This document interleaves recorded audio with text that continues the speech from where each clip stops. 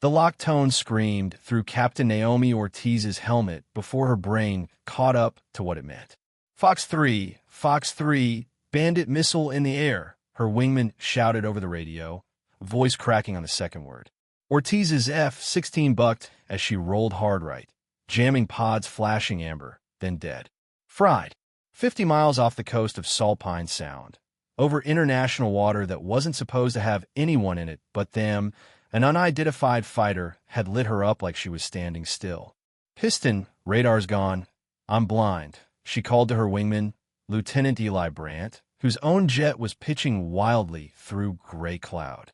Down on the ground, 31 miles inland at Camp Alders Air National Guard Base, the command frequency dissolved into chaos. Controllers talking over each other, an ops commander demanding data that wasn't coming, two young pilots second from becoming a headline nobody wanted to write.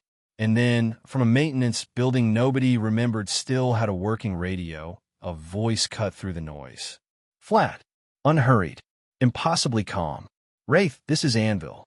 Cut your jam pod, it's feeding the lock. Break left now. Silence on the line. Because nobody currently serving at Camp Alders had ever heard that call sign spoken out loud. Only read it once in a dusty binder of names nobody thought they'd need again. If you've ever wondered what happens when the people who taught the legends are still out there, quietly watching, stay with this one to the very end because it only gets more incredible from here. What happened in the next 4 minutes over Saltpine Sound would end one career's quiet retirement and begin something nobody at that base would ever forget. 1596. Thomas Reyes was 58 years old, and for the last 6 years, nobody at Camp Alders had known him as anything but the sim guy. He ran the flight simulators in a converted hangar bay at the edge of the flight line, teaching new lieutenants how to recover from unusual attitudes and how not to panic when an engine coughed. He wore civilian khakis instead of flight suit. He drank his coffee black and alone. Most of the young pilots on base assumed he'd washed out somewhere, maybe an old contractor who'd never actually flown. They were wrong in every possible way. 27 years earlier, Reyes had been a first lieutenant flying F-15 Eagles out of a forward operating base whose name still didn't appear on unclassified maps. He'd flown 4 combat deployments across 2 decades, earned a call sign the hard way, Anvil, because his flight lead once said he hit like one and never bent, and retired a full colonel with more confirmed intercepts than anyone still on active duty at Alders had ever heard of because nobody talked about it. Reyes had asked him not to. He'd taken the simulator job because his wife, Elena, was buried 40 minutes from Camp Alders, and he didn't want to be anywhere else. He told himself the flying part of his life was finished. He believed it mostly. That morning, he'd been recalibrating a motion platform when Airman Sam Vickers burst through the hangar door, headset still around his neck, face white as chalk. "Sir, I know you're not, but the radios are melting down and I don't know who else to call." Reyes set down his wrench. Something in his chest, dormant for 6 years, quietly opened its eyes. "Show me the frequency," he said. The exercise had been routine on paper. 2 F-16s from the 214th Fighter Wing, Ortiz and Brandt, running an air defense identification drill along the coastal boundary of Saltpine Sound, practicing intercepts against a simulated contact that Command had assured them was scripted. Nobody had told them the contact wasn't scripted anymore. 3 hours earlier, radar at Camp Alders had picked up a genuine unidentified aircraft loitering just outside the exercise boundary. A fast mover with no transponder, no flight plan, and a radar signature nobody in the command center recognized. Base Operations Commander Colonel Diane Kessler had made the call to continue the exercise as planned, folding the mystery contact into routine monitoring rather than scrubbing the mission. "It's probably a research flight that forgot to file," she told her staff. "We watch it. We don't escalate." Ortiz hadn't liked it from the start. 29 years old, 3 years out of pilot training, she was good. Sharp reflexes, clean instincts, but she trusted her jet's systems the way her generation had been taught to, completely. "Piston, you seeing this ghost contact on your scope?" she asked Brandt as they leveled off at 22,000 feet. "Barely. It's not squawking anything. Command says stand by." Command's been saying stand by for 20 minutes. Below them, in the command center, Colonel Kessler watched the same blip and felt the first real thread of unease pull tight in her stomach. She'd flown transports, not fighters. She trusted the system, too. She had no way of knowing that trust was about to be the most dangerous thing in the sky that morning. "Keep them on profile," she said. "It's nothing." She would remember saying that for a long time. The unidentified contact turned toward Ortiz and Brandt at 10:47 a.m. It was subtle at first, a course change of only a few degrees, easy to write off as coincidence. Then it climbed. Then it accelerated. By the time the radar operator flagged the intercept geometry to Colonel Kessler, the gap had closed to 18 miles and shrinking fast. "Ma'am, that's not a research flight profile," the operator said. "That's an intercept vector." Kessler's coffee went cold in her hand. "Get Wraith and piston eyes on it." Now, in the cockpit, Ortiz caught the contact visually a heartbeat before her radar warning receiver did. A sleek gray shape banking hard against a wall of clouds, closing distance with the unmistakable confidence of a jet that knew exactly what it was doing. "Piston, I have visual. That thing is not lost." "Copy, I see it too." "Command, we need instructions. This doesn't look like an exercise anymore." The response from the ground took 4 full seconds, an eternity at 400 knots. "Wraith, piston, maintain current heading. Do not provoke. We are assessing," Kessler radioed, her voice tighter than she wanted it to be. Ortiz's jaw clenched. Every instinct her instructors had drilled into her said, "Turn away, gain separation by time."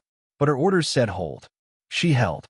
Back in the hangar bay, Reyes watched Vickers patch the live feed onto an old monitor, static crawling at the edges, and felt something cold settle behind his ribs, a feeling he hadn't had since the last time he'd watched a young pilot get told to wait when every cell in her body was screaming to move.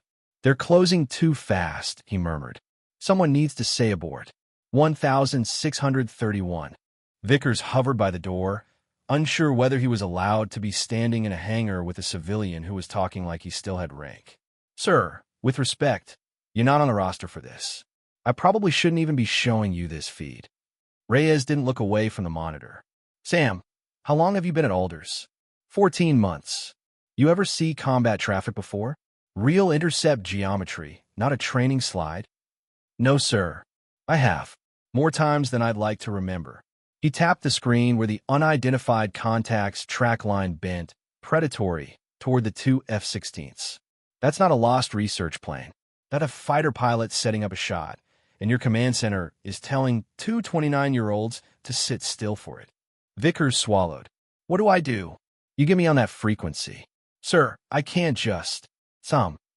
Reyes's voice dropped. Not louder, just heavier, the way it used to when junior pilots needed steadying instead of shouting. "I'm not asking you to break a rule. I'm asking you to save someone's daughter from becoming a statistic, because a room full of good people made an understandable human mistake. You can hand me a headset, or you can watch this happen and wonder for the rest of your life if you could have stopped it." Vickers stared at him for one more second, then crossed the hangar and pulled a spare headset off the wall.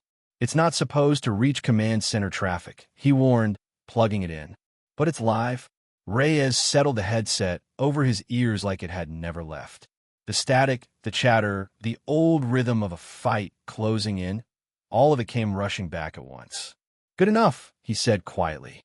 The unidentified contact leveled out 4 miles behind Ortiz and Brandt, tucked low against a cloud deck, and did the one thing that turned a tense exercise into a nightmare. It activated its fire control radar. The tone hit both cockpits within a second of each other, the flat, rising warble that every fighter pilot trains for and prays never to hear outside a simulator. "Lock. I've got a lock indication." Brandt shouted, voice jumping an octave. "Brake, brake, brake," Ortiz called, already hauling her stick hard left, G-force slamming her into her seat as the horizon spun. In the command center, the room went from tense to electric in half a heartbeat. Colonel Kessler was on her feet. Confirm lock, give me a launch authorization channel now." "Ma'am, we don't have authorization for anything. We're not even sure whose jet that is." "Then find out whose jet it is." Over the frequency Vickers had patched him into, Reyes heard all of it. The panic climbing under professional voices, the seconds bleeding away, while a room full of people who had never faced this before tried to invent a process on the fly. He'd seen this exact failure mode twice in his career. Good people, real courage, no muscle memory for the one moment that mattered most. He keyed the mic. "Wraith, this is Anvil. Cut your jam pod. It's feeding the lock. Break left now." Dead air. Then Ortiz's voice, ragged with adrenaline and confusion. "Say again, who is this? This isn't a listed call sign. It will make sense later. Cut the pod and break left. You're out of time." She didn't know why she trusted a stranger's voice over her own training in that instant. She would ask herself that question for years. But something in the calm underneath it made her hand move before her mind finished deciding. Ortiz killed the jamming pod and hauled the stick left in the same motion, and the missile, because it was a missile, not a bluff, not a drill, arced past her canopy close enough that she felt the shudder of its wake through the airframe. Splash. Negative, it missed, it missed. Brant's voice cracked with relief and terror in equal measure. "It's reacquiring."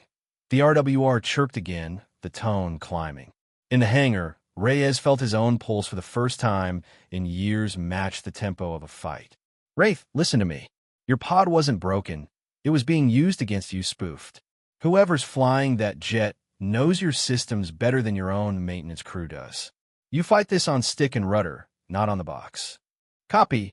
Ortiz breathed. "Copy, what do I do?" "Split with your wingman. Force him to choose a shot. One of you always survives that math if you do it right." Kessler's voice cut across the frequency, furious and frightened at once. "Who is this on my command channel? Identify yourself immediately." Reyes hesitated exactly 1 second. 6 years of quiet, of Elena's grave 40 minutes away, of khakis and cold coffee, stacked up behind that hesitation. "Colonel Kessler, this is Thomas Reyes. Retired. I run your simulators. Your pilots are about to die if this room keeps arguing about jurisdiction instead of altitude." Silence, then. "Reyes, the sim contractor?" "Latte, Colonel. Right now you have 2 kids in the air against a professional, and I'm the only person on this frequency who's done this before and lived." Somewhere above the clouds, Ortiz split hard from Brant exactly as instructed, and the unidentified fighter, forced to choose, banked toward her instead.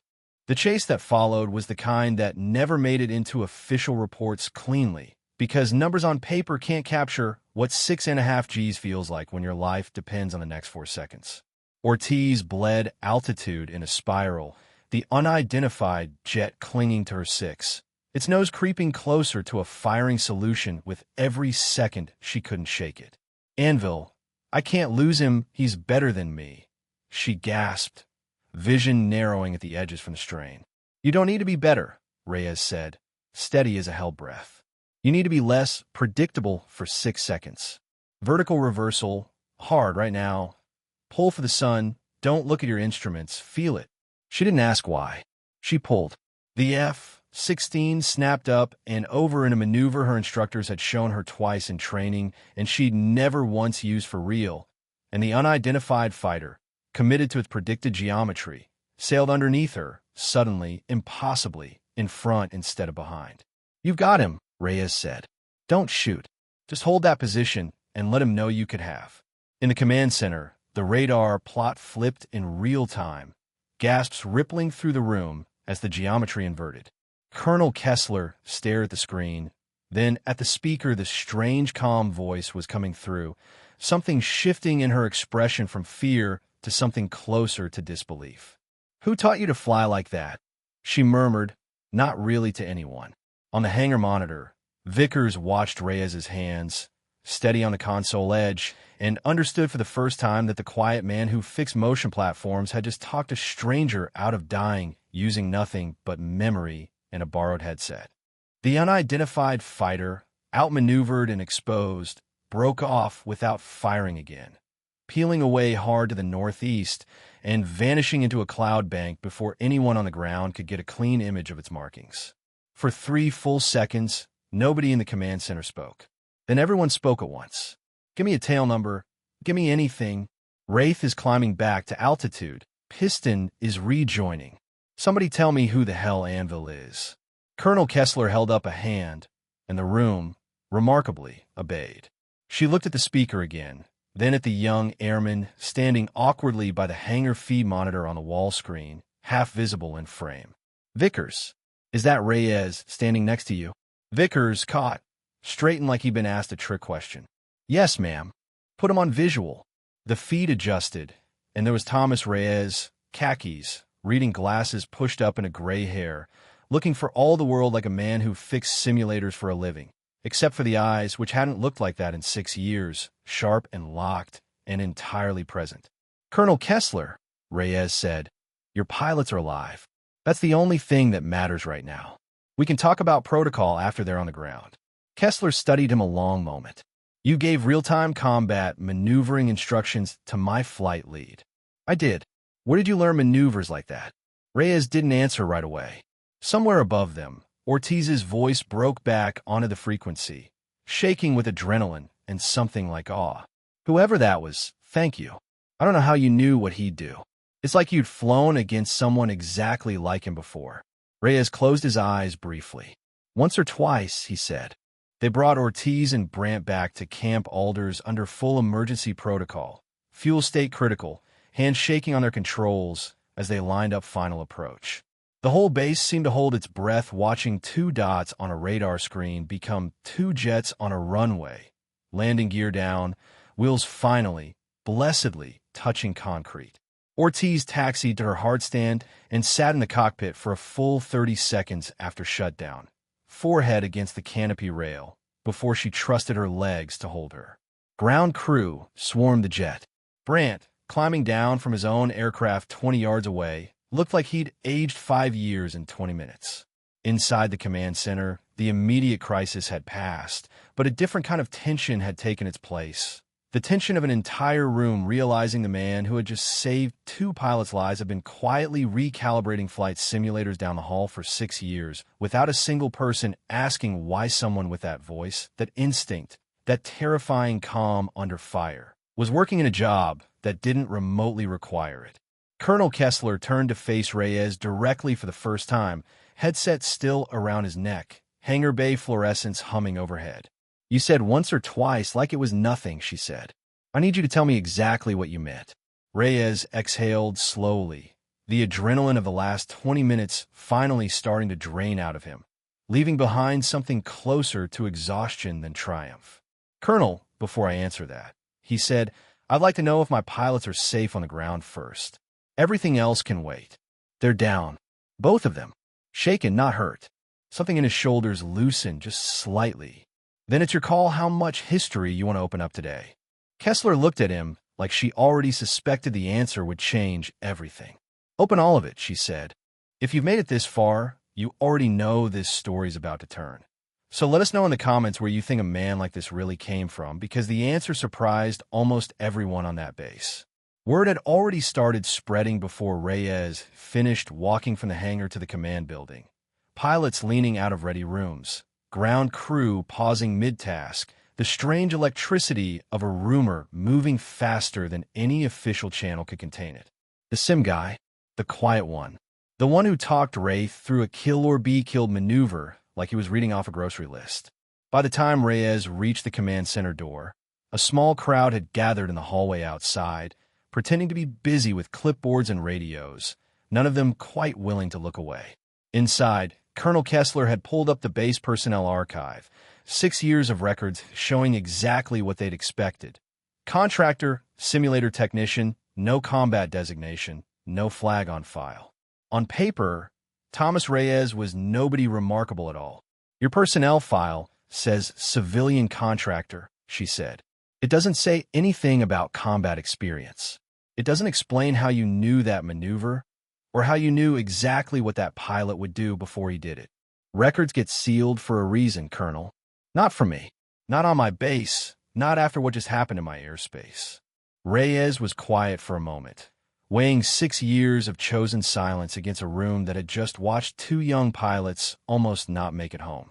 There's a call sign that used to mean something in this wing, he said finally.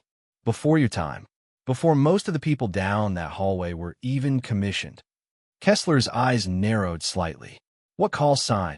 "Anvil," he said. "It was mine." The room went very still. The name landed differently than Reyes expected. He'd assumed silence, maybe confusion.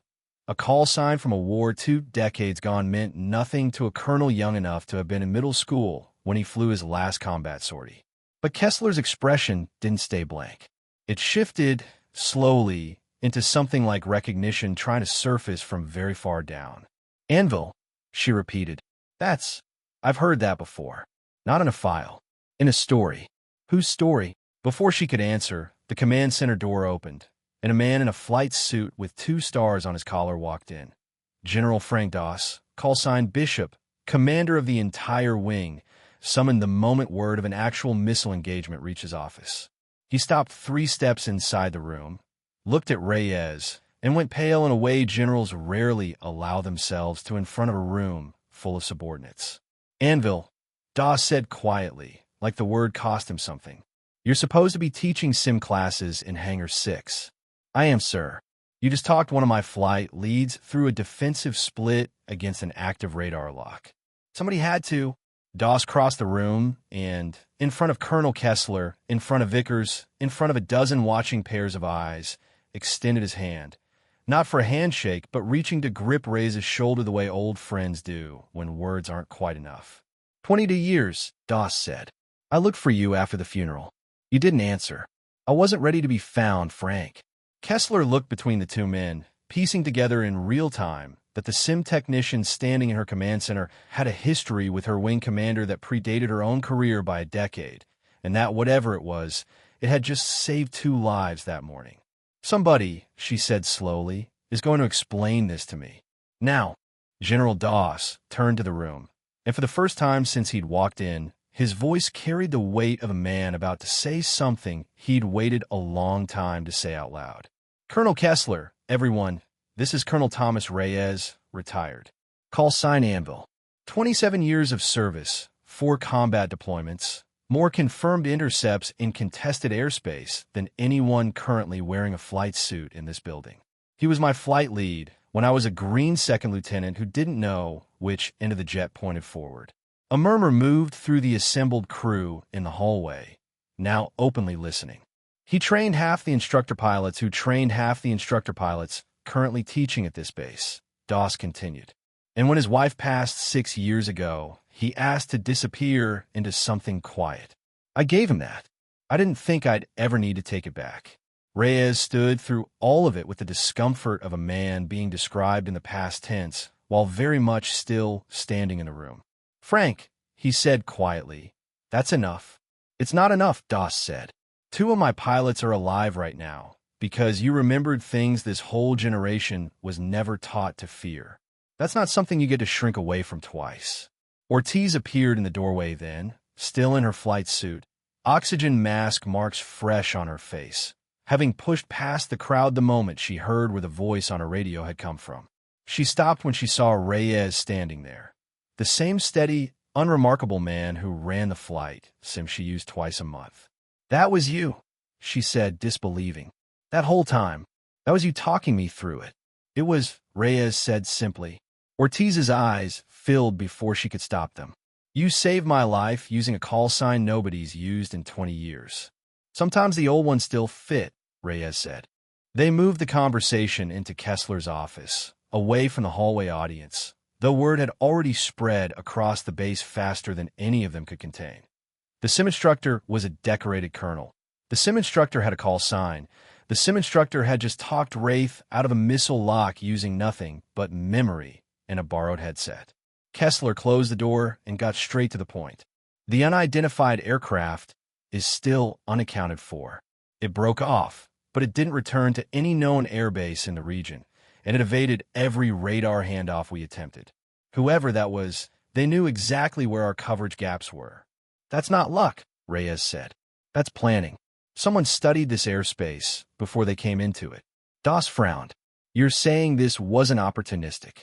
I'm saying a pilot who can spoof a jamming pod in real time and predict an F-16's evasive geometry isn't improvising. He came here knowing your patrol patterns, Your response times, probably your radar blind spots along the coast. That's reconnaissance dressed up as an accident. Kessler exchanged a look with Doss.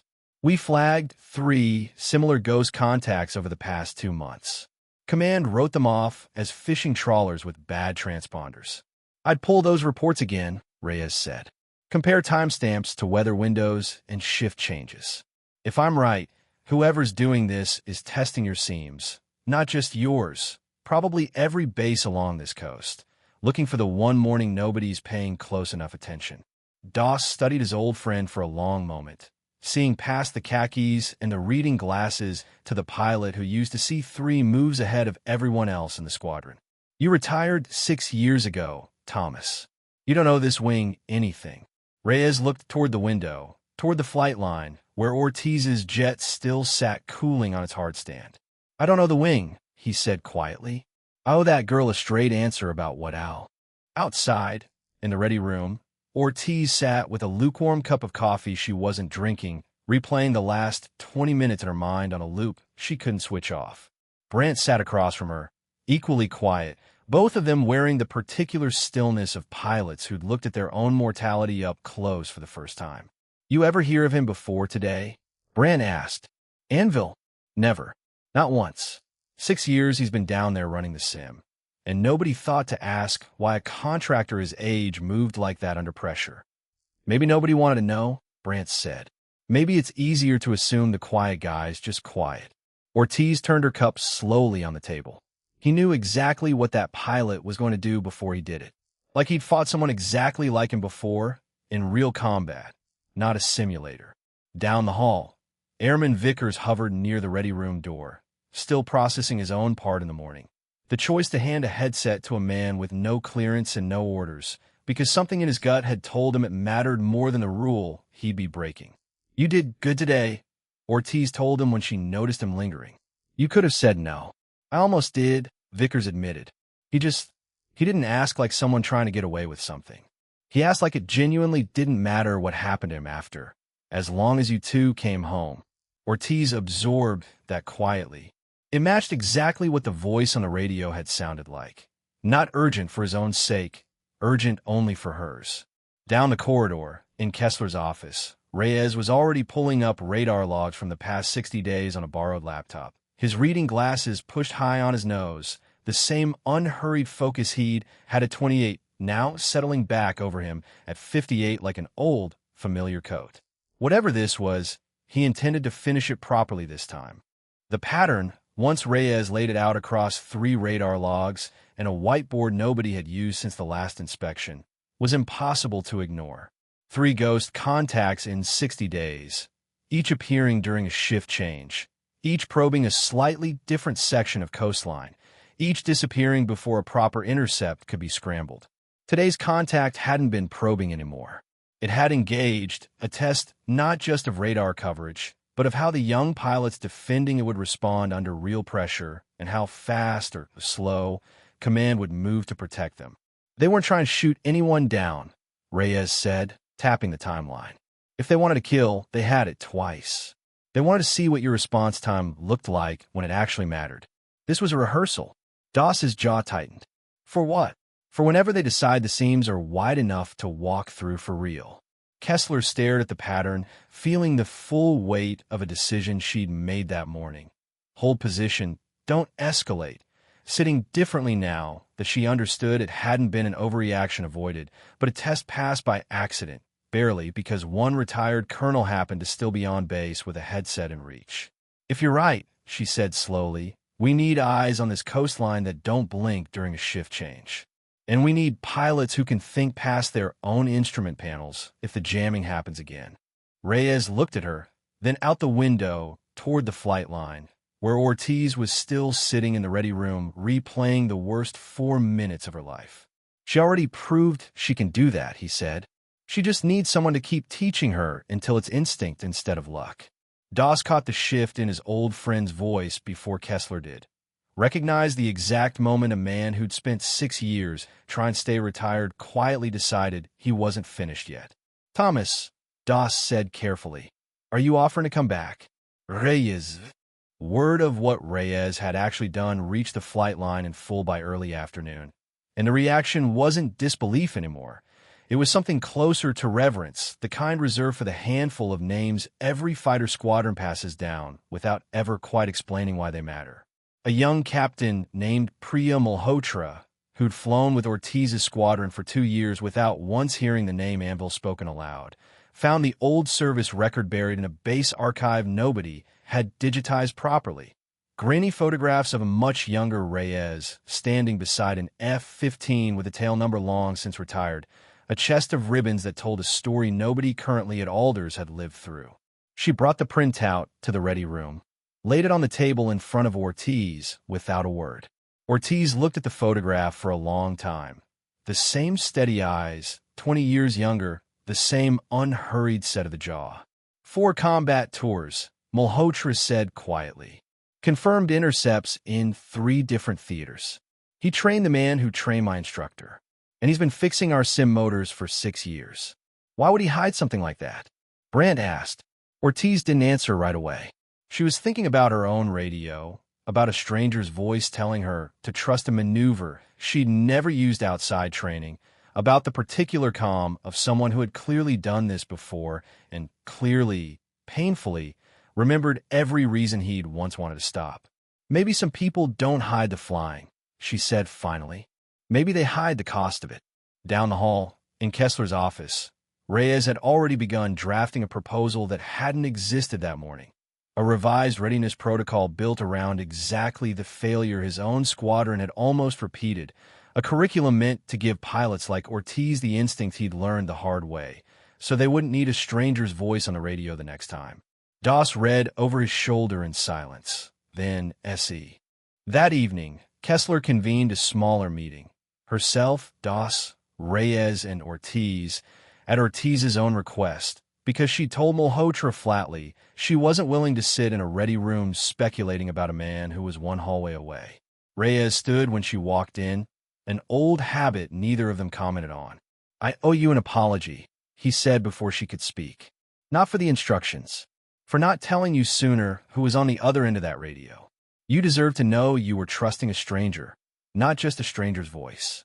Ortiz studied him for a moment. Would it have changed anything if I'd known?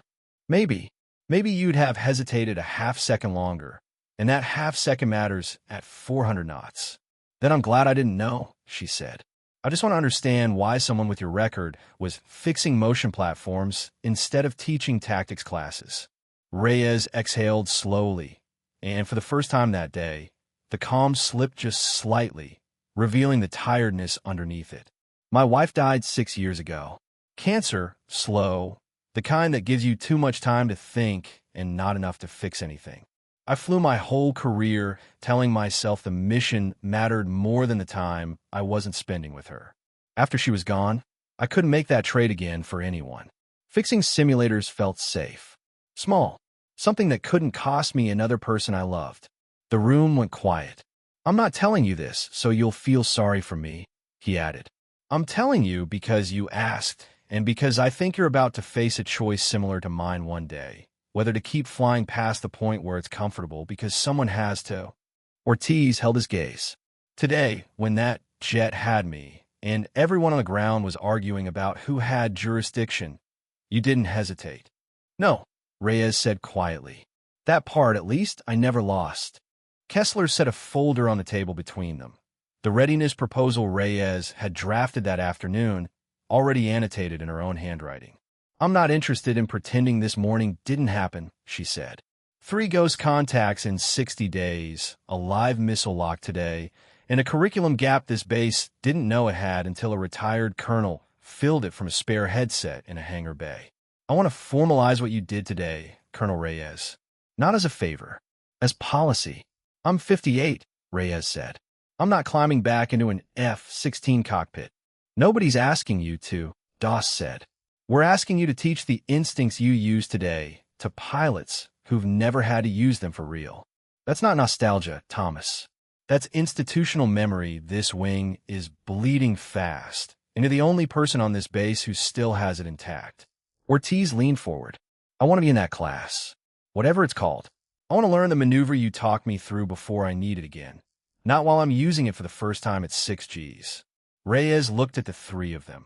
A colonel who'd trusted a stranger's voice enough to change her whole readiness posture. A general who'd waited 22 years to say the thing he finally said in a doorway that morning. And a young captain who'd flown through the worst 4 minutes of her life and immediately asked to be taught how to survive the next ones better. Something in him, quiet since Elena's funeral, recognized the shape of a decision he'd already half-made without admitting it. There's a difference between coming back to fly, he said slowly, and coming back to make sure fewer people ever have to fly through what she did today. Which one is this? Kessler asked. Reyes looked out the window one more time, toward the flight line, toward the jet Ortiz had landed safely because of instincts he'd spent a career building and 6 years trying to forget. The second one, he said, that I can do. Over the following 2 weeks, Camp Alders changed in ways that had nothing to do with paperwork and everything to do with attitude. Reyes moved out of the simulator building into a small office adjacent to the operations center. A whiteboard covered in intercept geometries and radar timelines replacing the motion platform manuals he'd lived with for 6 years. He built a curriculum from scratch, defensive maneuvering under jamming, decision trees for ambiguous contacts, the exact kind of muscle memory that couldn't be taught from a manual, only earned through repetition and honest failure in a controlled setting.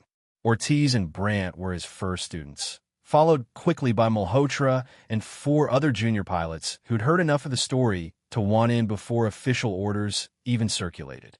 You're going to hate this the first week, Reyes told them on day 1, standing in front of the whiteboard with the same unhurried authority he'd had over the radio. I'm going to put you in situations where the systems you trust lie to you, because someday one of them will, and I'd rather you learn that from me in a simulator than from an enemy pilot at altitude. He was patient in a way none of them expected from someone whose file, once unsealed with DOS's authorization, contained enough decorations to intimidate a room. He didn't lecture about his own missions. He asked questions, made them talk through their instincts, corrected the moments where training had taught them to trust a screen over their own senses. Meanwhile, the mystery of the unidentified aircraft deepened rather than resolved. 2 more ghost contacts appeared along the coast in the following 10 days, both immediately breaking contact the moment a properly trained response scrambled to intercept, as if whoever was testing the coastline had recalibrated their own timeline, aware now that Camp Alders wasn't an easy seam anymore. They're watching us change, Reyes told DOS over coffee one morning. Which, the subplot Reyes had worried about longest resolved itself in a way nobody quite expected. Not through confrontation, but through a young airman finally getting the credit he'd earned by trusting his instincts over his orders. Colonel Kessler called Sam Vickers into her office 3 weeks after the incident, and Vickers walked in expecting a reprimand for patching an unauthorized civilian into a command frequency during an active crisis. Airman Vickers, Kessler said instead, I've reviewed the full timeline of that morning. Every decision, every second. Ma'am, I know I broke protocol handing Colonel Reyes that headset. You broke a rule, Kessler corrected. You didn't break judgment. There's a difference, and it's one this base needs more of, not less. She slid a folder across the desk. I'm recommending you for the tactical operations track. Reyes agrees. Says you're the only person on this base who chose the right instinct over the comfortable rule without being asked to. Vickers opened the folder, stunned into silence for a moment. I thought I was going to get written up. You still might technically. Bureaucracy has to catch up to reality eventually. Kessler almost smiled. But I'd rather promote the instinct than punish it into extinction. Later that day, Vickers found Reyes in his new office, reviewing radar logs from the latest ghost contact. I heard, Reyes said before Vickers could speak. Congratulations. I wouldn't be getting recommended for anything if I hadn't handed you that headset. And I wouldn't have been able to help if you hadn't trusted your gut over the easier path. Reyes set down the printout. That's the whole lesson, Sam. Not mine. Yours. Hold on to it. You're going to need it again someday, probably when nobody older and calmer is standing nearby to lean on. Vickers nodded, something settling into place in him that felt a lot like the beginning of a career he hadn't fully believed he wanted until that morning in the haunt. For weeks after the missile lock, the pattern Reyes had been tracking finally produced an answer, though not the one anyone expected. The unidentified aircraft returned a fifth time, testing the coastline near dawn. And this time, Ortiz was in the air, flying lead on a properly brief patrol built entirely around Reyes's new protocols. When the ghost contact appeared on her scope, she didn't wait for command to argue about jurisdiction. She executed the decision tree Reyes had drilled into her for a month, closing distance on her own authority within the rules of engagement, forcing the contact to make the first choice instead of waiting to be cornered. The unidentified jet broke off within 90 seconds, running for open water the moment it realized the pilot facing it wasn't going to hesitate the way the exercise 3 weeks earlier had assumed she would. Command, contact is disengaging. I'm not pursuing beyond the boundary, Ortiz reported, voice steady, nothing like the ragged terror of a month before. In the command center, Kessler exhaled for what felt like the first time in 30 seconds. Reyes, standing beside her this time instead of a hangar 3 buildings away, allowed himself something close to a smile. She didn't need me on the radio this time, he said quietly. No, Kessler agreed. She didn't. The formal investigation that followed traced the ghost contacts to a foreign reconnaissance program probing coastal air defense response times across multiple bases, never officially confirmed to the public, but confirmed enough internally that Camp Alders' revised readiness protocol was quietly adopted by 2 neighboring wings within the month, credited without fanfare to lessons learned during a training incident. Nobody outside the base ever learned Thomas Reyes's name in connection with it. He preferred it that way. What mattered to him, watching Ortiz taxi back safely for the second time in a month, wasn't the credit. It was that she hadn't. The base held a quiet ceremony 6 weeks later. Nothing grand, no press, exactly the way Reyes had asked for it. A small gathering on the flight line at sunset. Ortiz, Brandt, Malhotra, Vickers, Kessler, and Doss standing in a loose half-circle beside the same hardstand where Ortiz's jet had cooled after the longest 4 minutes of her life. Doss presented Reyes with a simple plaque. Not a medal, nothing official enough to require paperwork he didn't want, just a small engraved piece of aluminum that read, "For the instructor who remembered what the rest of us were taught to forget." You could have stayed retired, Doss said, handing it over. Nobody would have blamed you. I thought about it, Reyes admitted. For about 4 seconds, right before I picked up that headset. Ortiz stepped forward next, holding something Reyes didn't expect. A small patch, hand-stitched, the word anvil embroidered across it in the same block lettering the old squadron patches used to carry. Malhotra found the original design in the archive, Ortiz said. We had a few made. Wraith flights flying with these stitched under our name tapes now. Nobody outside this circle needs to know why. Reyes turned the patch over in his hands, feeling something in his chest loosen that had been tight since Elena's funeral, since the day he decided quiet was the only version of himself he trusted anymore. I appreciate this, he said, voice rougher than he meant it to be. More than the plaque, honestly. You saved my life with a call sign nobody remembered, Ortiz said. The least we can do is remember it properly from now on. Brandt raised his coffee cup in an improvised toast. To Anvil, officially unofficial. The small group laughed, the kind of laughter that comes after weeks of tension finally exhaling into relief, and Reyes stood among them on the flight line as the sun dropped toward Salpine Sound, feeling for the first time in 6 years like a man who belonged exactly where he was. That night, Reyes drove the 40 minutes to the cemetery where Elena was buried, the small anvil patch sitting on the passenger seat beside him the whole way. He hadn't visited in 3 weeks, longer than usual, the new curriculum eating every spare hour he had, and he felt the familiar guilt of the gap before he even parked the car. I picked up a radio today, he told her headstone, the way he always talked to her, quiet and unhurried, like she might answer if he gave her enough time. First time in 6 years. There were 2 kids up there who needed someone who remembered things nobody teaches anymore. I couldn't just stand there. The evening air was cool, crickets starting their slow chorus at the tree line. I know I told you I was done, he continued. I meant it at the time, but I think you'd have wanted me to pick that headset up. You always said the flying wasn't the thing that scared you. It was watching me disappear into it and forget everyone waiting on the ground. I don't think I'm disappearing this time. I think I finally figured out how to do both. He set the patch gently against the base of the headstone, the block letters catching the last of the light. Ortiz, the young captain I told you about. She said the least they could do was remember the name properly. I think that's the part you'd have liked best. Not the flying, the remembering. He stayed another 20 minutes, saying nothing more, simply sitting with the particular stillness of a man who'd spent 6 years believing quiet was the only safe way to grieve, and had finally found a version of moving forward that didn't require forgetting anyone. Not Elena, not the pilot he used to be, not the version of himself who still had something worth teaching. When he finally stood to leave, he left the patch where it was. I'll be back next week, he told her. I mean it this time. 6 months later, Thomas Reyes stood at the front of a classroom that hadn't existed the year before.